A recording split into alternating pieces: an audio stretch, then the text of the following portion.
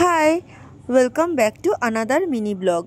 তো আজ আমি কিছু কোয়েশ্চেনের আনসার দিতে আপনাদের কাছে চলে এসেছি।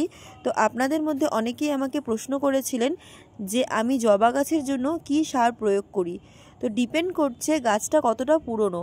যখন কোনো গাছ আমি নার্সারি থেকে নিয়ে আসি তখন নতুন প্রতিস্থাপন করার জন্য শুধুমাত্র ভার্মিকম্পোস্ট, নিমখোল, কিছুটা ফাঙ্গিসাইড দিয়ে আমি গাছটাকে বসিয়ে দিই।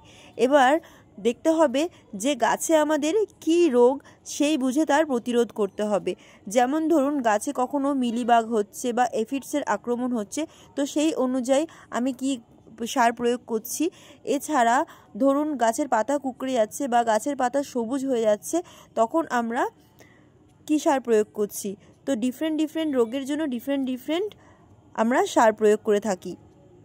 তো আপনাদের যদি অন্য কোনো কোশ্চেন থাকে আপনারা অবশ্যই আমাকে কমেন্ট করবেন, আমি এটা নিয়ে একটা বিস্তারিত ভিডিও আপনাদের সাথে শেয়ার করব। আর এখানে দেখুন আমি যে ফুলগুলো আজ তুলে নিচ্ছি এর মধ্যে কিছুটা ব্যাঙ্গালোর ভ্যারাইটি, কিছুটা পুনে ভ্যারাইটি, কিছুটা আমেরিকান ভ্যারাইটি এবং কিছুটা দেশি ভ্যারাইটি আছে।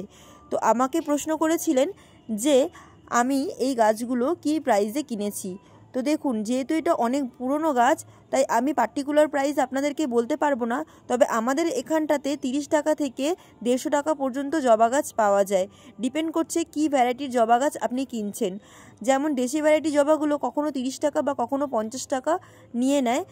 দেখতে হবে যে কোথা থেকে আমরা গাছটি কিনে আনছি। আর যদি নার্সারি থেকে আপনারা গাছগুলো নিয়ে আসেন তাহলে সেখানে কিন্তু আরও হয়তো কম দামে পেয়ে যাবেন। আর আমাদের এখানে নার্সারি অনেকটা দূরে, সেই জন্য আমি আমাদের আশেপাশের যে মার্কেট আছে সেখান থেকেই গাছগুলো কিনে থাকি বেশিরভাগই। আজকের জন্য এতটুকুই, দেখা হচ্ছে পরের ভিডিওতে। ভিডিওটি যদি ভালো লেগে থাকে অবশ্যই like, comment and subscribe. By.